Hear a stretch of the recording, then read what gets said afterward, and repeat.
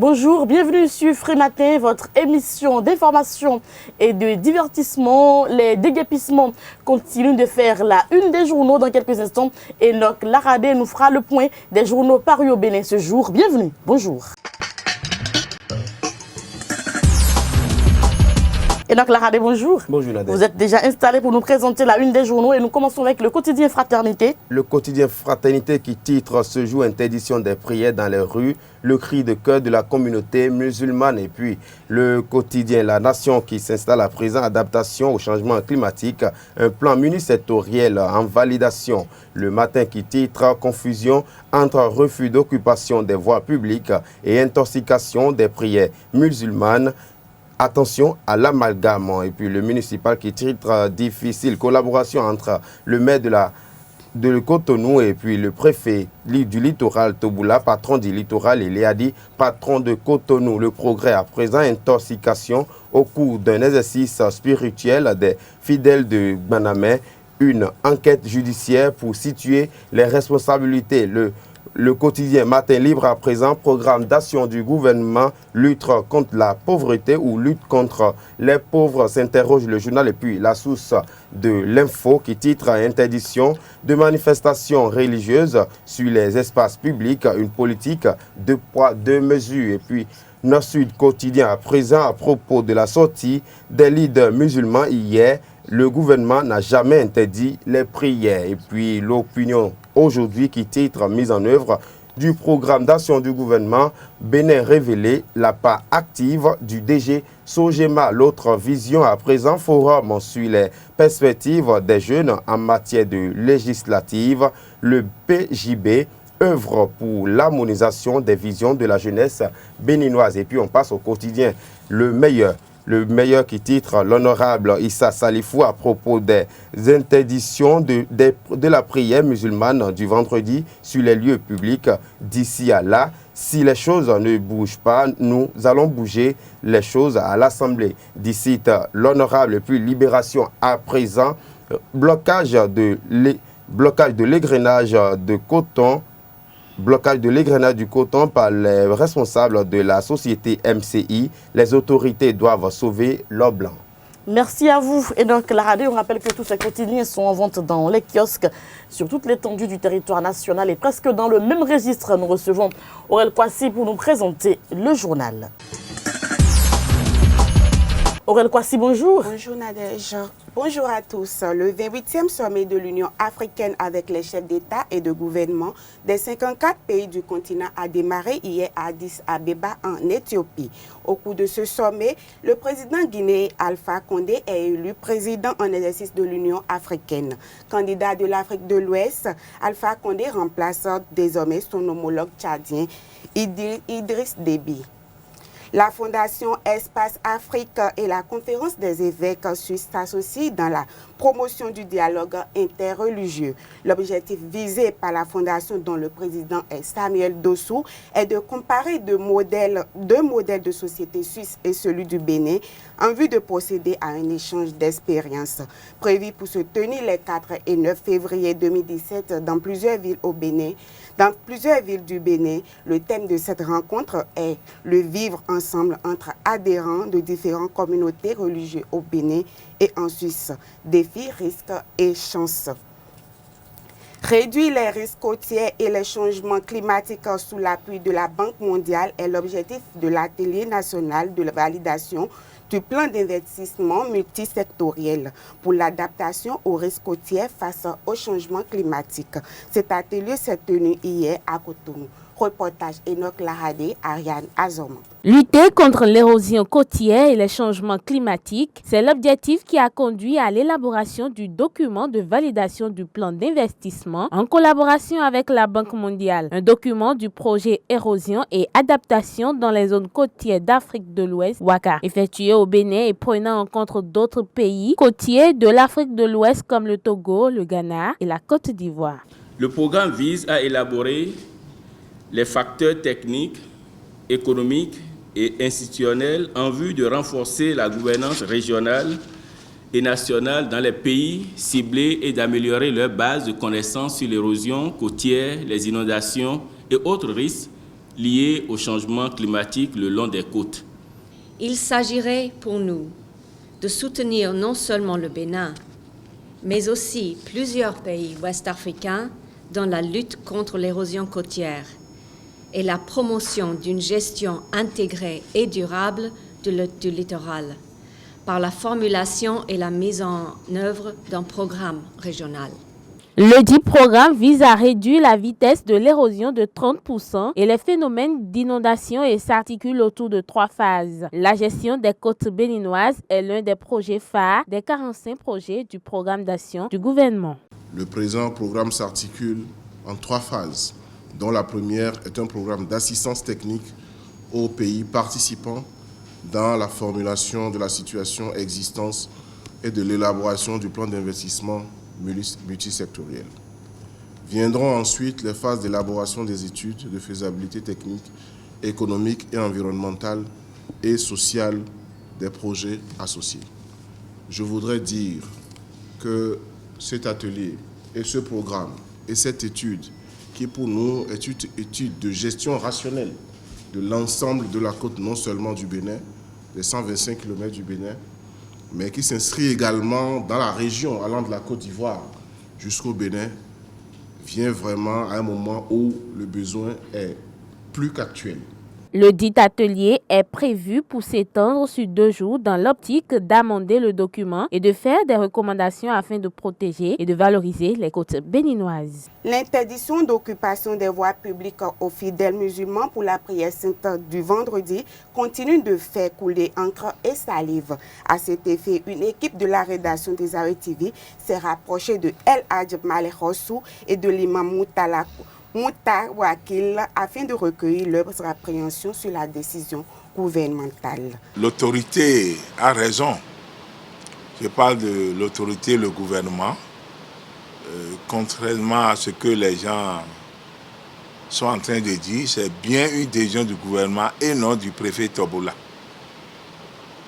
Le préfet Tobola est comme un agent d'exécution. Il est en train de faire ce que le gouvernement a demandé.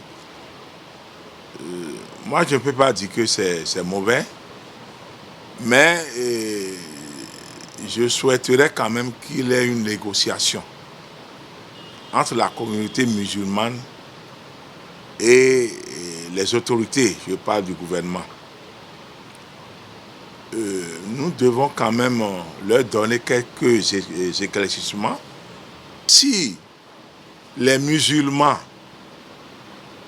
pris sur les voies, c'est indépendamment de leur volonté.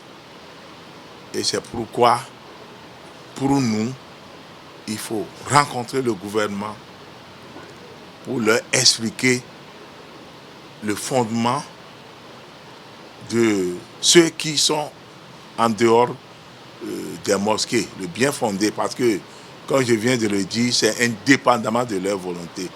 Ce problème qui est en train de se passer ne devait même pas se passer. Parce que depuis que les musulmans font leurs prières, depuis des décennies, personne n'a amené ces troubles. Donc, si le préfet Tombola n'est pas là pour travailler pour le peuple, ou il a été commandé par certains diables pour troubler la paix de la paisible population musulmane, c'est pas bon. On sait quand ça commence, mais on ne sait pas quand ça finit. Aucun musulman. Et s'ils sont partis casser la boutique d'un musulman, il a dit non. Ils ont cassé les places, les mosquées qui sont sur les routes. Quelqu'un les a attaqués? Non. Mais un petit temps, pour faire la prière de vendredi, c'est combien de minutes?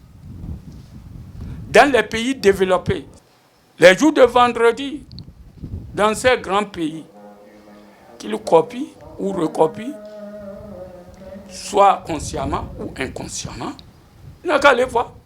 Les gens font leur prière quand la mosquée est pleine, ils font leur mosquée jusqu'au dehors. Et même les forces de sécurité les aident à mettre l'ordre. Bon, qu'est-ce que le gouvernement Talon peut faire aux musulmans? À part ça, qu'est-ce qu'on leur demande? Aucun, je dis bien, aucun gouvernement dans ce pays ne viendra nous interdire de prier. Aucun, je le dis. On peut les obéir dans tout. Dans tout. Mais notre culte, pourquoi ils ont le ministère du culte? C'est du faux. Ce n'était pas Tombola qui allait faire tout ça là. Le ministre des cultes devait inviter les musulmans, les chrétiens, les idolâtres, etc., etc. Voilà ce qu'on veut faire. Parce que le gouvernement et les religieux font le peuple. Ce sera tout pour ce matin. À suivre à 19h, la grande édition du journal sur Ezari TV. Merci à vous, Aurel Kwasi. Nous allons à présent installer Leandro Kodo et Kadera Chirou. Ce sera pour le débat. C'est le débat sur Frématin. Leandro Kodo, bonjour. Bonjour Nadège. Kadera Chirou, bonjour. Bonjour Nadège. Donc, bienvenue sur Frématin. Nous allons commencer par parler de l'opération des déguerpissements avec le Tolegba de Saint-Michel qu'on n'ose quand même pas déloger. Oui, c'est vrai. Quand déjà à entendre l'appellation du nom Tolegba, vous savez, on dit To, ça dit c'est pour le peuple. C'est le Legba du peuple en fait. Donc on peut dire que c'est une installation publique, gouvernementale ou bien étatique. Donc le Tolegba appartient au gouvernement, donc le gouvernement n'a pas envie d'enlever ce Tolegba. Donc je me dis que le Tolegba est inclus dans le patrimoine gouvernemental. Mais je me dis en fait, pour être beaucoup plus sérieux, le préfet est en train de faire du 2 poids 2 mesures parce que je ne pense pas, parce que par un mois, il a détruit quand même des porcheries, il a détruit certaines choses, et certaines cases de culte, des mamies et autres, et qu'arrivé au niveau du Tolegba, il recule. Je me dis, est-ce que c'est ça les rouges que le Tolegba a tracé, 3 points de suspension, ou bien il a reçu des consignes pour ne pas, parce que beaucoup de gens disent en fait qu'il ne faut pas s'en prendre au préfet, qu'il faut juste s'en prendre à celui qui lui donne des ordres. Donc peut-être qu'on lui a dit de ne pas casser les Tolegba, c'est un problème. Mais si on dit qu'on va laisser le Tolegba rester sur la voie de façon immuable, je pense qu'il est quand même raisonnable de pouvoir permettre aux musulmans de pouvoir occuper la voie en espace d'1 heure de temps les vendredis pour faire la prière celle du vendredi quand même. Est-ce que vous pensez, Leandro Kodo, qu'on parviendra à déloger le Tolegba de Saint-Michel lorsqu'on sait évidemment qu'il y a déjà Azouiro qui l'a essayé il y a des années en arrière, mais qu'il n'a pas pu lui-même? Moi, je pense que ce n'est pas possible.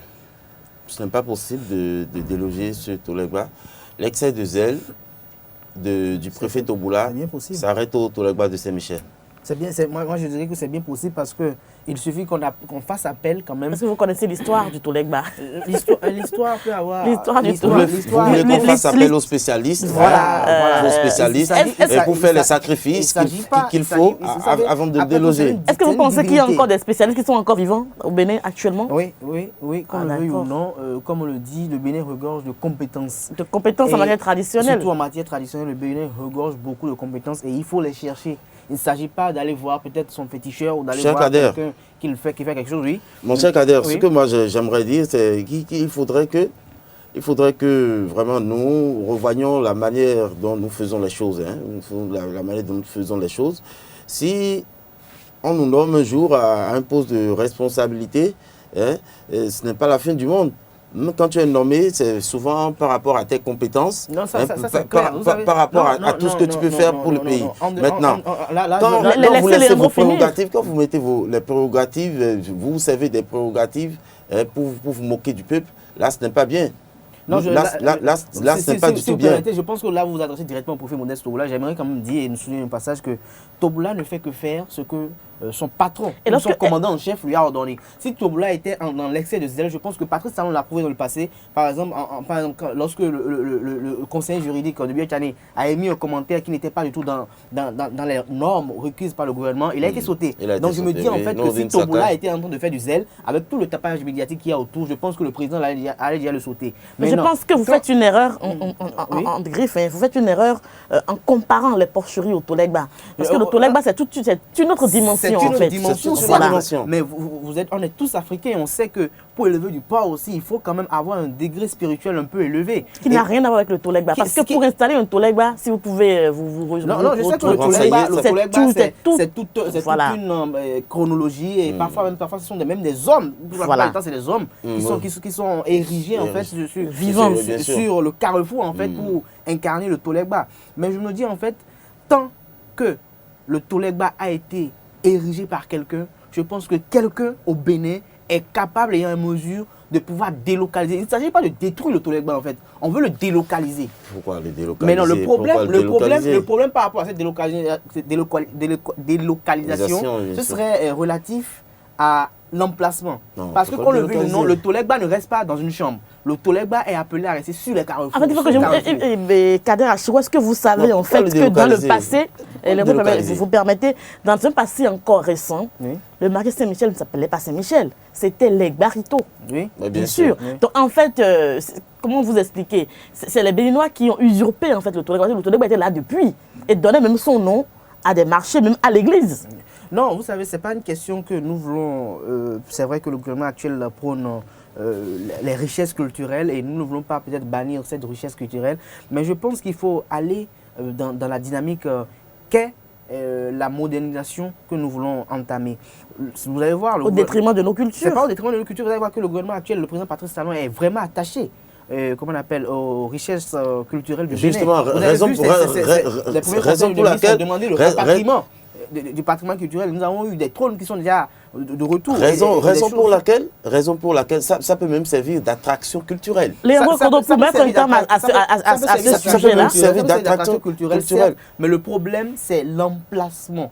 Le Tolegba peut être là. Mais faites avec. Léandre Kodo, est-ce que vous pensez que si on déplace Léandre Kodo, est-ce que vous pensez que si on détrône le Tolegba du Saint-Michel, on pourrait avoir des problèmes au Bénin? Parce que c'est toute une institution, le Tolegba. Oui, c'est sûr, c'est sûr. Ce qui est sûr, il y a des précautions, à prendre. Il faut mettre des gants pour faire ce genre de choses. Il y a des petites précautions à prendre. Et il faut, comme Kader l'a dit, il faut que ce soit des spécialistes qui le font. Et l'emplacement est impossible parce que nous sommes dans un pays de vaudou et tout ça. Donc vraiment, moi je suis sûr que ça ne pourra ne pas. D'abord, il faut consulter. Il faut consulter d'abord pour savoir si ce genre de démarche peut être idéal ou possible, possible en fait. Pour le peuple. Hein, s'il se fâche, quelles conséquences, si la transaction, la mutation ne se passe pas bien. Hein? Ou bien s'il ne veut pas et qu'il faut forcer, ne demandez pas des sacrifices. Là où je serais d'avis avec Mme Daniel, c'est pour dire que le délocaliser le Tolegba serait quand même une réflexion puérile et stérile parce que pour ma part, le Tolegba, à ce que je sache, est tout le temps sur un carrefour. Donc si on le délocalise, c'est pour l'amener encore sur un autre carrefour. Est-ce qu'on va l'amener dans un carrefour peut-être dans une zone reculée? Oui, si. Mais je pense. Et on ne connaît pas l'histoire de Saint-Michel, l'histoire de tout le quartier est liée apparemment à ce Tolegba-là. S'ils ne peuvent vraiment pas faire, que l'État est en train de savoir raison garder. S'ils n'ont vraiment pas le choix, bon, ils n'ont qu'à le délocaliser. S'ils le délocalisent et que les conséquences commencent à s'enchaîner, personne ne va leur dire, ils vont le ramener à sa place. Exactement. Merci à vous, Léandre Kodo. Dans un autre registre, il y a déjà la Société de gestion des marchés autonomes et la mairie de Cotonou qui reloge déjà les personnes qui ont subi des déguerpissements. Oui, à cet effet, moi, j'adresse un satisfait déjà au maire, Léadi. Je lui adresse un satisfait. C'est vrai que c'est un autre maire que nous voyons maintenant, différent de celui qui était à la tête de la commune de Cotonou depuis des années. C'est un autre maire que nous voyons maintenant. Il se fait plus voir. Il se fait plus voir parce qu'il y a de la concurrence par Toboula. Toboula, comment appelle-t-on? Attends, lui, ils ont des conflits d'intérêts. Non, des conflits d'intérêts. Non, même pas les prérogatives. On ne sait pas, on ne connaît pas, en fait, qu'est-ce que le maire doit faire. On ne sait pas qu'est-ce que le préfet doit faire. Donc, les prérogatives s'entremêlent. Vous voyez, et puis, ça donne ce à quoi on assiste. Léadi Soglo, moi, je pense bien qu'il est dans une bonne démarche, puisqu'il dit, je ne sais pas, Toboula parle de coup politique, mais je pense que c'est un coup politique, on l'a vu sur ce coup-là, parce que l'autre pense déjà à l'apaisement de la population, il pense à la délocalisation. Et moi, je dirais quand même que je pense que... Il s'attelle à la délocalisation, alors que l'autre s'acharne à casser, à détruire. L'autre est dans son rôle et Yadi aussi est dans son rôle. Je dirais quand même que l'avènement du préfet Modeste Tobola est quand même un coup de pouce pour le département du littoral en priorité, le Cotonou, parce que son arrivée en fait a donné un dynamisme, a impliqué un dynamisme à la mairie, à la municipalité de Cotonou, qu'on le veut ou non. Et par rapport aux opérations de relogement en fait, vous savez ce qui est en train de faire, qu'on dise relogement en dehors du tapage médiatique qui est fait, je me demande en fait quelles sont les mesures d'accompagnement qui sont mises à la disponibilité des sinistrés. Parce qu'aujourd'hui on a dit qu'on va casser les gens vont être cassés. Moi, j'étais allé au marché, à PK3. Oui. J'ai vu l'emplacement. C'est un vaste domaine qui est là depuis des années. Et on sent en fait une main invisible derrière qui manipule certaines femmes du marché. C'est là où le préfet Tobola, en fait, si on doit être clair, parle de main politique, de coups politiques. Parce que vous voyez Thérèse, moi, par exemple, qui a produit par exemple hier un communiqué qui incite les femmes à ne pas aller s'installer à PK3. Parce que pour elle, PK3 est un domaine litigieux et donc si les femmes vont là-bas s'installer, que c'est une perte d'argent. Alors on est dans quel pays en fait? Parce que si on dit les dames ne doivent pas rester à Missebo et que Missebo doit être rasé et qu'on le trouve PK3 et que par derrière une autre autorité, parce qu'il n'y a qu'une autorité qui peut être la même visible, va voir peut-être Thérèse Ouamouan, va voir que les femmes les réunissent et les incite à ne pas y aller parce que l'argument, c'est qu'il y a le terrain litigieux, il y a problème. Parce que le terrain a été litigieux, ça a été devant la justice. La justice a tranché en faveur de l'État, de la SOGEMA. Et maintenant, pourquoi on se sert encore de cet argument pour aller maintenant inciter ces dames à la révolte et leur dire en fait de ne pas s'installer. En dehors de cela, quand on prend la municipalité de Cotonou, puisque c'est d'elle que je veux beaucoup m'en prendre, quand elle dit qu'elle fait les relogements, elle fait ci, elle fait ça, quels sont les domaines que la municipalité a mis à la disposition de la SOGEMA pour pouvoir maintenant accueillir les populations. On parle d'installation dans les marchés secondaires. Est-ce que les marchés secondaires n'ont pas déjà un engouement? Les marchés secondaires ont déjà un engouement. Et là, il faut maintenant chercher un nouvel emplacement qui va devoir maintenant accueillir les gens qui vont quitter Missebo. Parce qu'on connaît le marché de Wenoussou, c'est déjà plein. On connaît le marché de Fadi, c'est déjà plein. On ne va pas dire quand même que la dame qui a quitté Missebo ou Tokpa va encore aller rejoindre maintenant le marché de Wenoussou Fadi. Il faut trouver maintenant de nouveaux emplacements. On a dit, de toute façon, il y a un effort qui est en train d'être fait. Il y a un effort qui est en train d'être fait, certes, mais vous voyez que... Je pense qu'il faut toujours taper dedans pour que l'effort soit perfectionné, en fait. Que ce soit un effort... C'est juste un début, en fait, par rapport à Selon moi, je pense que toutes ces questions ont dû être examinées au cours de plusieurs séances, plusieurs séances, avant qu'on ne passe à la vulgarisation de l'information concernant l'opération de déguerpissement. On a attendu certains de juges. Mais n'ont-ils pas pensé au relogement? N'ont-ils pas pensé... comment appelle-t-on Le relogement est timide en fait. Vous savez, la pauvre dame. Non, quand je parle, quand je tombé en fait sur la tête de tout le monde comme ça. Quand je demande, n'ont-ils pas pensé au relogement? C'est par rapport à la masse qui se déplace. Parce que je pense bien, avant, j'avais suivi Liadi quelque part ici à la mairie, dans le 4e, où il disait qu'ils ont des marchés de 1000 places, de 1000 places, attends, 1000 places. Parce que il faut voir tous ceux qui ont été déplacés de Missebo, de Topa. Non, ce n'est pas... du bord des voies. Ce qui est sûr, la mairie de Cotonou fait des efforts. La société de gestion des marchés autonomes fait des efforts. Quel effort ils font? Non, madame, quel effort ils font? Quels sont ils ont prévus? Ils ne veulent même pas qu'on reloge. Lui veut finir de casser d'abord. Lui veut finir de casser d'abord. Lui ne veut même pas qu'on reloge. Le relogement, c'est pas son problème. Est-ce qu'on peut calmer les ardeurs sur le plateau et passer maintenant au sport avec la CAN qui a déjà démarré? Vous suivez le match? Eh oui, la CAN qui démarre bien Kader Achirou, lui, il n'est pas dans les affaires de sport. Il aime bien le baseball, à part ça, il ne connaît plus rien au sport. Allez-y, le sport, oui, avec la CAN que nous avons suivi le week-end, on en a fait un petit bref résumé hier. À partir de demain, les demi-finales démarrent avec le Burkina Faso qui va affronter l'Égypte. Après, l'autre quart de finale, l'autre demi-finale affiche très alléchante entre le Cameroun et le Cameroun et le Ghana. Donc, je vous avais dit hier que le Cameroun était, je crois, à la quête de son cinquième sacre. Le Cameroun et le Ghana, ils ont tous, je crois, 4 titres. Seule l'Égypte a 7 titres. Donc, nous allons assister à une très grande... affiche de demi-finale. Je veux vous dire aussi qu'il y a des faits qui sont produits entre ce week-end des quarts de finale et ce jour. Par exemple, Michel Dussuyer Michel Dussieu, l'entraîneur de la Côte d'Ivoire et qui est entraîneur du Bénin. Oui. Est-entraîneur du Bénin, qui a rendu le tablier après la défaite face. Il a voulu laisser les choses avant que les choses le laissent. Et puis lui n'a jamais eu un parcours brillant avec le Bénin, c'était ça. Je vous annonce que Michel Dussieu, c'est actuellement en Afrique, sur le continent africain, l'entraîneur le mieux payé. Il émarge 38 millions de francs le mois. 38 millions de francs le mois. Il a fait 18 mois, je crois, avec les éléphants de la Côte d'Ivoire, avec des résultats très peu convaincants pour quelqu'un qui émarge à ce montant. Mais il a quand même eu le culot de démissionner, ce qui nous manque en Afrique. Parce qu'il ne s'appelle pas évidemment Michel Kodo, il s'appelle Michel Dussieu. Je ne démissionne pas, je vais jusqu'au bout. Ce qu'il gagne, il a quand même eu le courage et l'audace de démissionner. C'est qu'il faut quand même l'encourager. Vous connaissez les éléphants, vous connaissez l'histoire du football dans ce pays,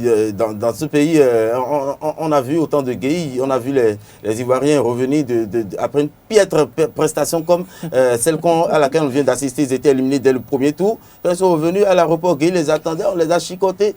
Non, là où j'aime les journalistes sportifs béninois, pour les écureuils, il manque de mots. Mais quand il s'agit des autres piètres, c'est ça quoi. C'est ça, mais vous n'êtes même pas allé. Vous parlez de piètres, vous n'êtes même pas allé sur le... Non, le Togo nous a usurpé le Togo nous a usurpé notre place. Le Togo a gagné normalement et puis voilà quoi, vous êtes fait éliminer. Le Togo a gagné dans les règles de l'art. Dans les règles de l'art. Dans les règles de l'art. Et le Bénin. Ils ont perdu dans les règles de l'art aussi. Le Bénin s'est planté, oui, le Bénin s'est planté entre parenthèses. Dans les règles de l'art. Le Bénin pouvait gagner, le Bénin pouvait gagner, c'était à 5-2. En fait. Avec les pouvoirs, on aurait mis Paris en bouteille. Justement, bon, on y va. Il faudrait qu'on déloge ces gens de Tolegua. Finalement, je reviens sur Tolegua. Il faudrait qu'on déloge ces gens de Tolegua parce que les gens sont restés sur cette Tolegua-là pour frapper des piquets sur notre gardien qui, au bout d'un moment, je vous assure, j'étais là-bas, il fait ça. Fabien Fanol, il est régulièrement élu dans le 11 de la Ligue 2. Tu connais Fabien Fanol? Je te dis, on lui fait les ballons, il fait comme ça, il ne voit plus. C'est où ça? Mais il ne voit non, justement, c'est la raison, ils font lever tout ça. C'est vous dire que ce sont les mêmes Béninois qui sont dans l'ombre, qui sont comme les gens qui sont dans l'ombre en train de contrecarrer et déguerpissons. Les gens sont aussi dans l'ombre en train de contrecarrer l'avancement des équipes. Les mains invisibles. C'est là que je vous demande, monsieur Léandro Kodo, il faut quand même qu'il y ait un réinitialisation. Une réalisation, oui. Il est tellement pressé de dire le mot. Du système du football béninois parce que je pense que les acteurs qui sont autour de cette mangeoire que j'appelle le football. Nous y sommes aussi. J'espère que vous n'oubliez pas sur quelle chaîne vous êtes. Nous y sommes aussi parce que vous avez on va y aller avec le rugby. D'accord, nous allons y aller. Bon, avant d'y aller avec le rugby, je vais vous dire que le capitaine du Burkina, Charles Kaboré, lui, il a annoncé sa retraite internationale juste après la CAN. La CAN a été quand même un tremplin pour certains joueurs comme Firmin Moumbélé, c'est-à-dire le joueur de la RDC, qui, lui, par ses prestations à la CAN a pu signer à Rennes. Il y a eu quelques joueurs, Ismaël Benasser, c'est-à-dire l'Algérien qui a signé à Tours, Younous Sankaré qui était à Bordeaux, qui est venu à Guingamp, et Taïwo Taé, l'ancien Nigérian, et qui joue actuellement, qui a trouvé un contrat à Lausanne en Suisse. Donc, la CAN, c'est pour vous dire que c'est le plus grand rendez-vous en Afrique, mais ça constitue aussi un tremplin pour certains.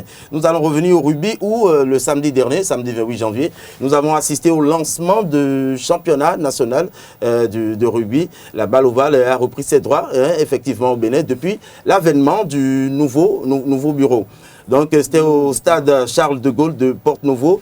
Il y a eu deux affiches. Une affiche avant, c'était les Bulldozers face aux 111. Et ensuite les Dinosaures de Porto-Novo, c'est-à-dire le meilleur club de rugby de Porto-Novo en quelque sorte, contre les Dauphins de l'Atlantique, un des clubs du stade de l'Amitié.